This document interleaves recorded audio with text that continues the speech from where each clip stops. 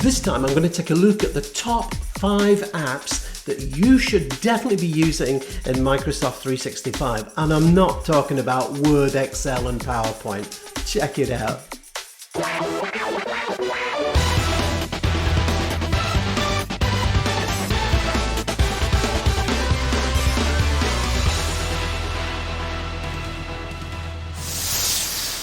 Greetings fellow YouTubers, how are you today? I hope well. And I'm on vacation at the moment, so I'm doing very well, thank you very much. Today I thought I would take a look at my top 5 apps that are included in Microsoft 365. Now, they're included in most Microsoft 365 plans, but they may differ. And I'm not talking about Microsoft Word, Excel and PowerPoint, because you're bored with those and we all get those anyway. But I'm talking about the apps that, you know, the ones that are kind of buried away in there, and you'll be quite surprised on just how good and how much they can do for you. So stick around, you will learn something in this session. Now, if you haven't subscribed, we would love to have you on board. So bump the subscribe button, ring the bell, and you'll be notified of any new videos and postings and comments and questions. As you know, I always welcome those. So please just get those down below there. So I think without any further ado, let's jump into my top 5 apps for Microsoft 365 that I'll bet you don't know about, or I bet you don't know what they really do. Check it out and I hope you enjoy.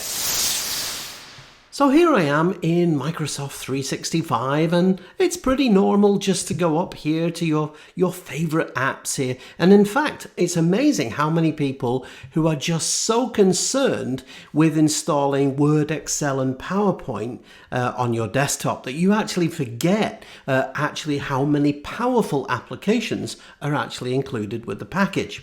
So for me, I'm going to go up into my app list here, and you can see that we have a number of apps that are available, but you can actually go and explore all your apps here. So you can see we just get a selection of apps. So I'm going to expand these, and the first app that I'm going to look at is an app called Bookings.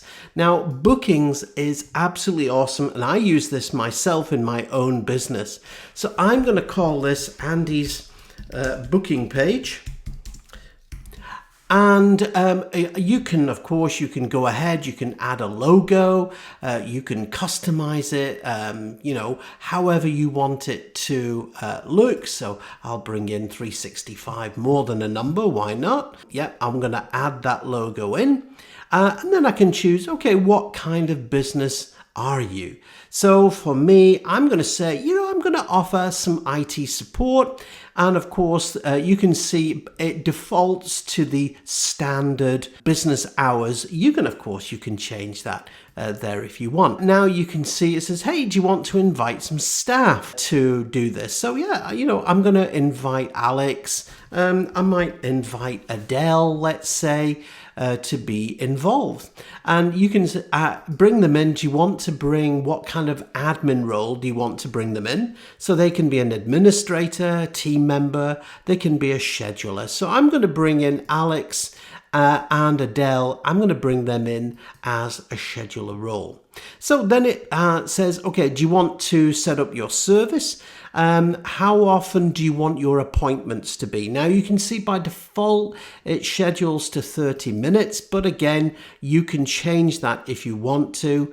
So for me, I'm going to say, yeah, Monday to Friday is absolutely fine. But I'm going to do my schedules. I'm going to do them in 2-hour blocks, okay? And so I'm going to update those services, and I'm going to click on next. So choose who can book appointments. So you can do, this is just self-service. This is where you can, basically you're in control and third parties cannot use the self-service option. Whereas if you had it to like anyone, if you were, let's say, a doctor or a medical center, let's say even a hairdresser or a barber or something like that, then people could go in online, and they can also use the Bookings app to book you as well. So for the purpose of this demo, I'm going to say, yep, anyone can book.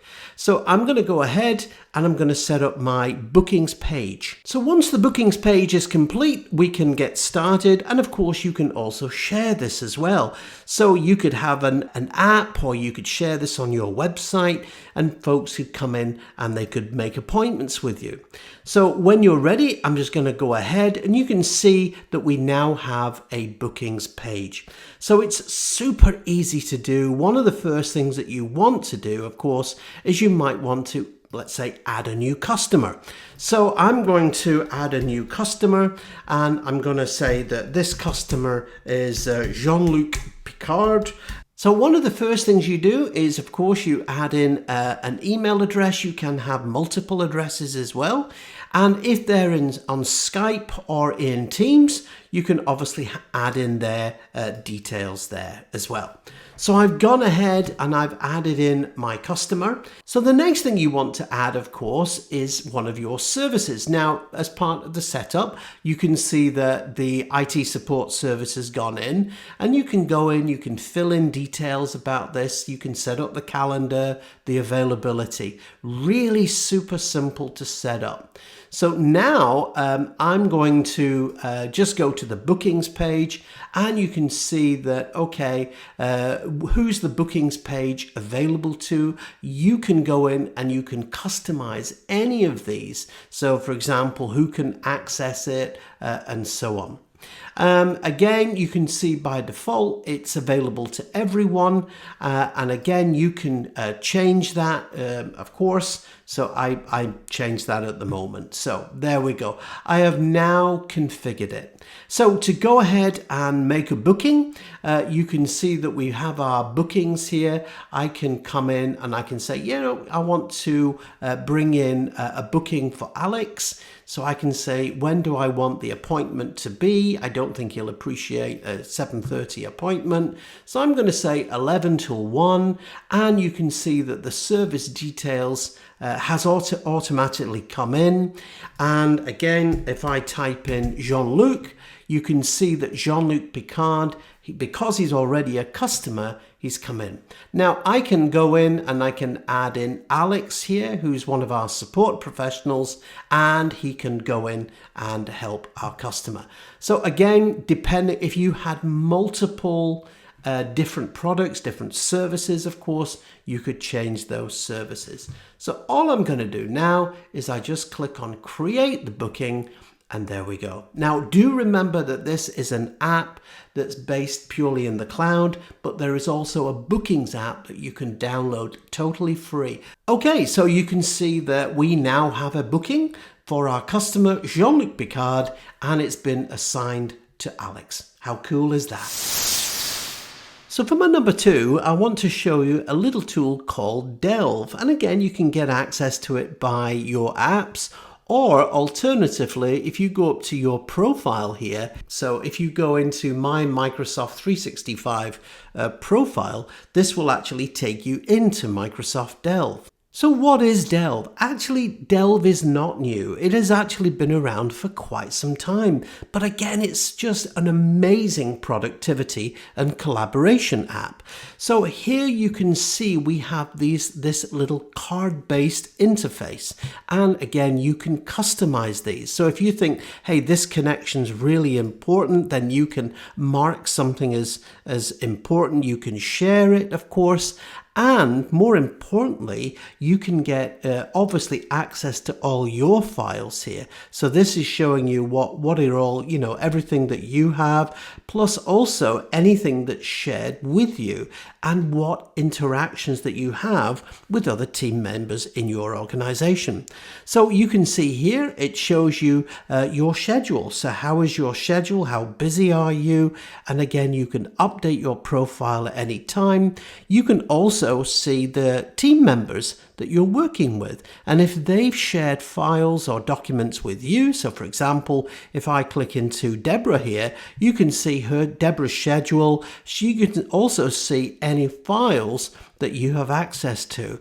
And I can also open these documents up if I've got the appropriate permissions. So this is a fantastic way of collaborating with your team.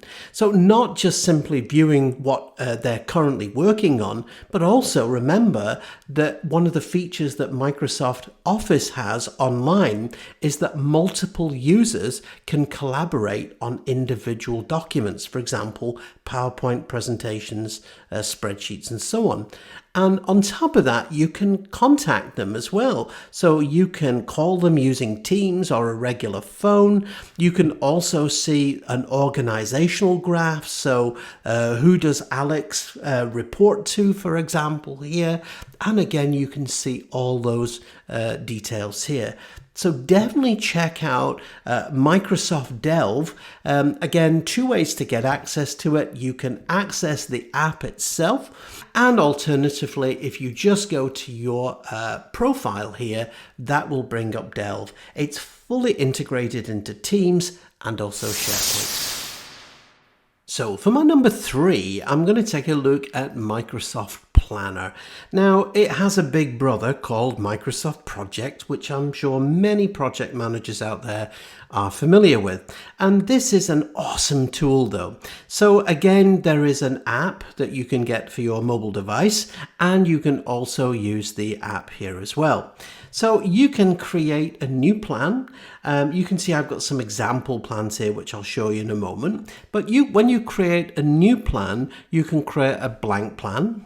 So you can also do a simple one. This one based on project management, software development, if you're developers. You've also got things like a business plan and also things like onboarding. And again, there's new templates coming in here all the time. Now, based on your license, some of these templates may or may not be available to you. So again, check that out. Now, moving on then, so you can see that you've got a number of kind of default plans here. And you can see that when you create a plan, first of all, you can make a plan either public or private. So during the actual creation process, you can actually create that. Remember, if it's a public plan, anyone can see it. If it's a private plan, they tend to be by invitation only.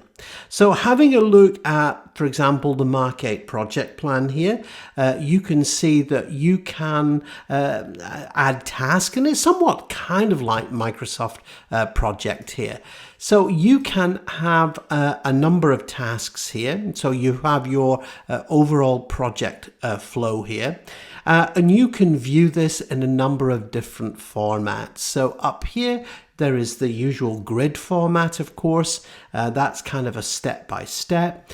And you can also see who's been assigned to that particular task. You can also see when that task is due to start, when it's due to complete, and you can also put in the create something called a bucket.